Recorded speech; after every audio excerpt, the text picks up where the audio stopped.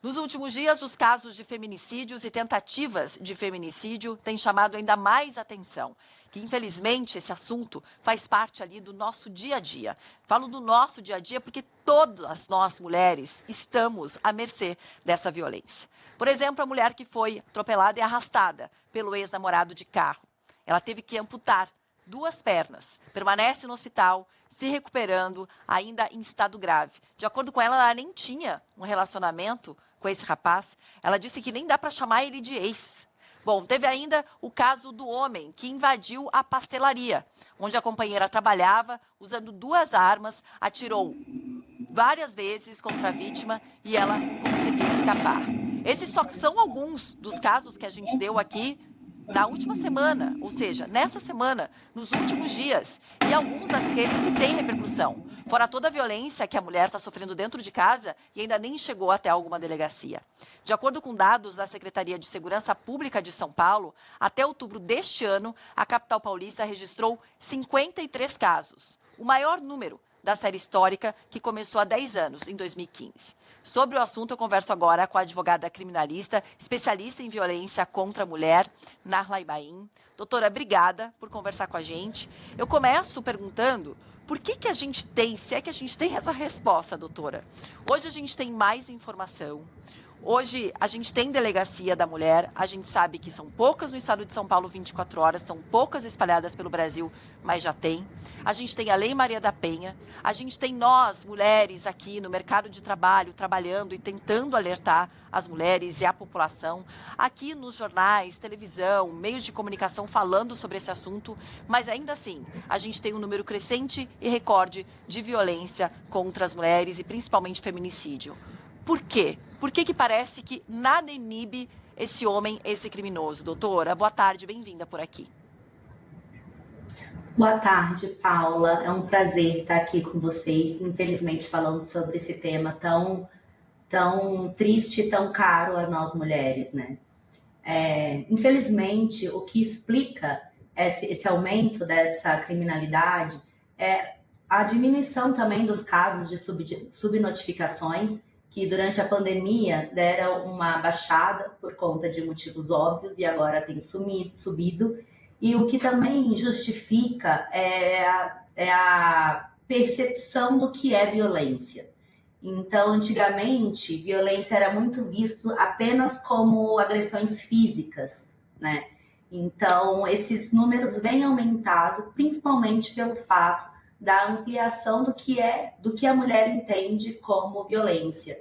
E, infelizmente, também, essa cena lamentável que a gente está vendo agora é feita com tanta segurança, mesmo com câmeras de vigilância, por conta, talvez, do sentimento de impunidade e também pelo aumento expressivo da violência contra a mulher, pela discriminação de gênero e da misoginia, que infelizmente é um assunto que tem aumentado, não só no Brasil, como no mundo inteiro.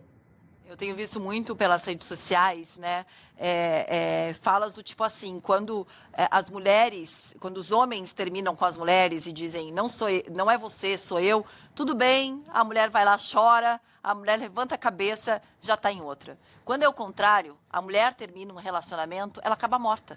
Ela acaba violentada de alguma forma. O que a gente vê da quantidade de ex fazendo exatamente o que a gente está mostrando aí, só essa semana, e é com ódio, é contra essa mulher, é uma violência, um crime contra aquela mulher. Tanto que entra na padaria para tirar, tanto esse aí que atropela, passa por cima e acaba com a vida com essa mulher, ele modifica a vida dessa mulher para sempre, né? Aí ela vai ter as 2 pernas amputadas, com filhos ainda para criar. Faltam penas mais duras, doutora?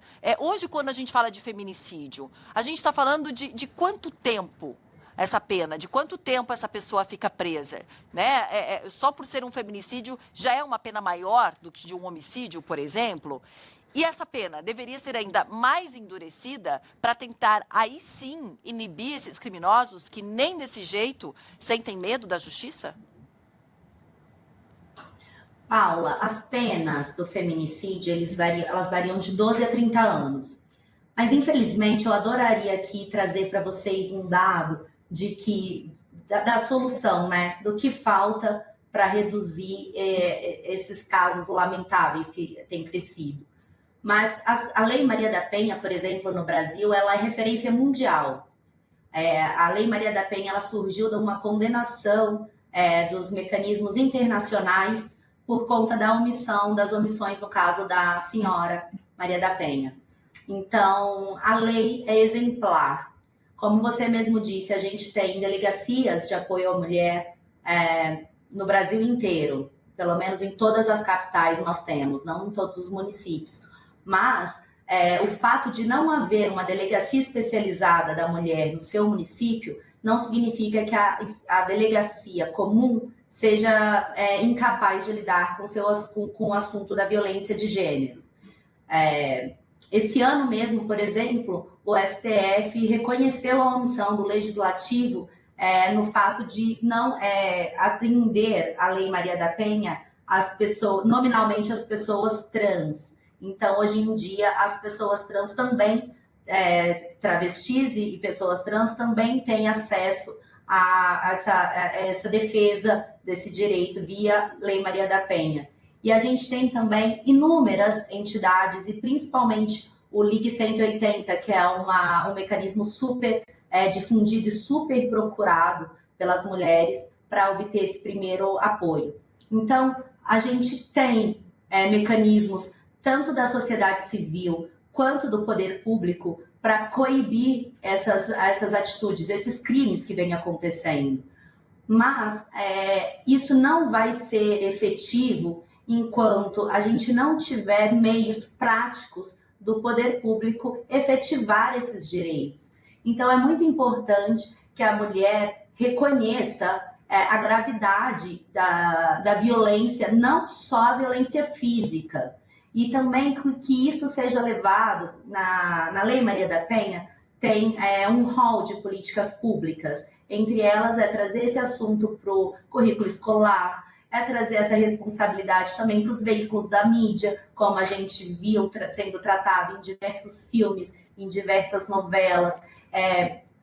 Esse próprio momento que estamos agora, né, falando ao vivo sobre esse tema tão relevante. Então, assim a gente vai alertar toda a sociedade e principalmente para as vítimas como cobrar do poder público e também daquelas pessoas que convivem medidas efetivas. No último relatório feito pelo Senado Federal, disse que 90% das vítimas disseram que a violência foi testemunhada por terceiros, filhos, vizinhos, amigos, parentes em geral. Então, não só a ação é crime no tipo penal, como a omissão também é crime.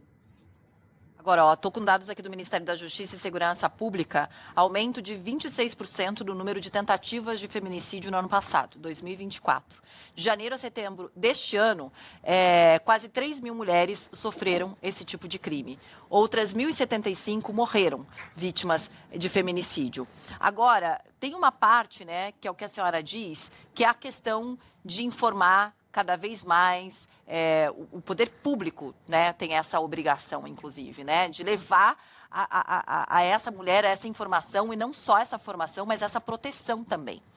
Mas, doutor, a mulher, então, ela sabe hoje educar, a gente falar, saber que tipo de violência e tudo isso. Mas como é que a gente faz também do outro lado? Como é que a gente impede que esse homem pegue e saque uma arma? Porque ele quer matar a mulher, porque ele devia estar com ela resolveu acabar. Ele pega o carro e ele atropela a mulher porque ela acabou com ele não queria acabar. Acabei de ler mais uma notícia aqui de Recife. Um filho que salvou, que a senhora estava falando, né? A mãe que estava levando um monte de facada em casa porque o pai estava resolvendo dar umas facadas nela. Né? É uma violência por si só, educacional, nem sei de onde é que vem, porque é um absurdo isso. Como que a gente age na prevenção desse lado? A prevenção ela tem que ser só com as mulheres, informando e sabendo que ela está sendo vítima de violência? Não, tem que ser ali para o homem, né, não fazer isso, para não chegar a esse ponto. Como fazer isso? Como prevenir desse outro lado, doutora?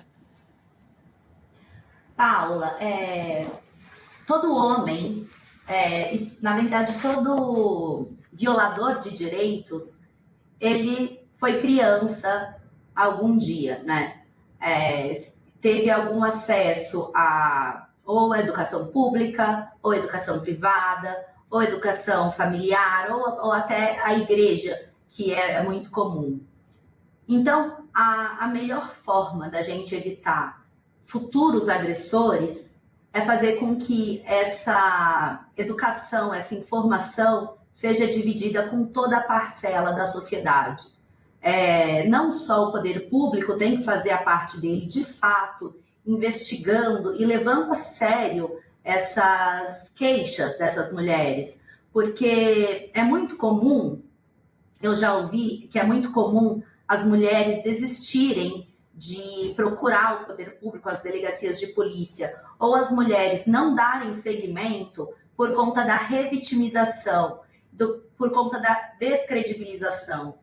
Então, se a mulher ela é amparada pelo poder público, se ela, quando ela vai denunciar, ela recebe um amparo dos policiais, sejam mulheres, sejam homens, se ela recebe esse apoio do poder público, você pode ter certeza que ela não vai se arrepender em ter procurado os direitos e ter procurado por cessar essa agressão, até porque a mulher, ela age não só em nome dela, né? Ela age em nome dos filhos, ela age em nome dos ascendentes, que também foram vítimas de agressão, ela age por toda a sociedade.